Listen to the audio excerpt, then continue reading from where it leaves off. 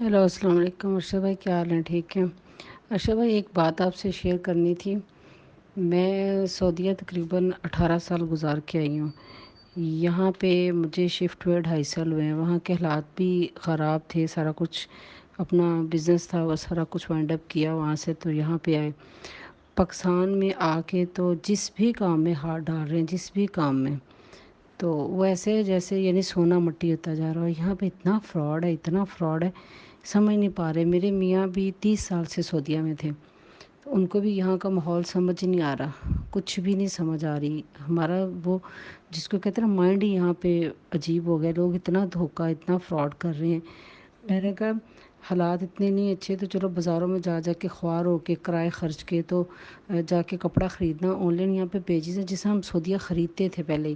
وہاں پہ سوق.com وغیرہ سے ہم پروڈکٹ لیتے تھے، چلو نہیں جایا جاتا، میاں آفس میں ہے، بزی ہے، تو چیزیں بالکل ہمیشہ ایکوریٹ آتی تھیں۔ ہم نے یہاں پہ بھی آرڈر کیا۔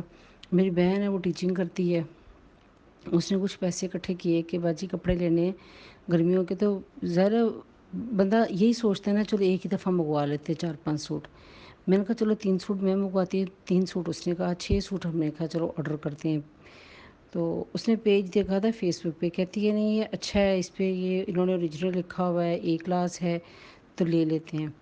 تو مجھے تو کچھ آئیڈیا ہی نہیں تھا کہ پرائسز وغیرہ کا، یعنی کچھ پتہ ہی نہیں تھا۔ میں تو جب سعودیہ بھی تھی تو وہاں سے یعنی ایسے مل جاتی تھی، سیل وغیرہ لگتی تھی وہاں پہ مختلف آؤٹلیٹس پہ، تو یہ گل احمد الکرم وغیرہ کی تو اوریجنل ہی لیتے تھے ہم لوگ، ریالز میں ہی لیتے تھے وہاں سے۔ تو دماغ یہاں کے اتنے خراب ہوئے ہوئے کہ سمجھ نہیں آ رہی کتنی پرائس کی کیا چیز ہے۔ جب بازاروں میں پھریں گے نہیں، دیکھیں گے نہیں، تو چیزیں ہمیں کس طرح سمجھ آئیں گی؟ پتہ ہی نہیں تھا، آئیڈیا ہی نہیں تھا۔ چلیں ہم نے سوٹ منگوا لیے۔ اب وہ سوٹ منگوا لیے، آپ کو بتاؤں وہ 2400 کا ہمیں سوٹ پڑا۔ 6 سوٹ تھے، 3 میرے 3 اس کے۔ سوٹ آئے ہیں تو وہ میں نے کہا دکھنے میں تو مایا سی لگی ہوئی ہے، سوٹ جس طرح ہوتے ہیں تو ٹھیک لگ رہے ہیں، دوپٹے ان کے بہت برے لگ رہے تھے۔ تو میں نے کہا ان کو نا شرنک کرتے ہیں۔ یقین کریں میں نے سیپریٹ ان کو بالٹیوں میں ڈالا، ان کے کلر اس طرح نکل گئے کہ جس طرح ان کے اوپر تھے ہی نہیں، ایسے دوڑے ان کے اوپر سے کلر، ستیہ ناس کلر کا۔ اور میں آپ کو کیا بتاؤں کہ وہ پوچھا بھی نہیں لگ سکتا۔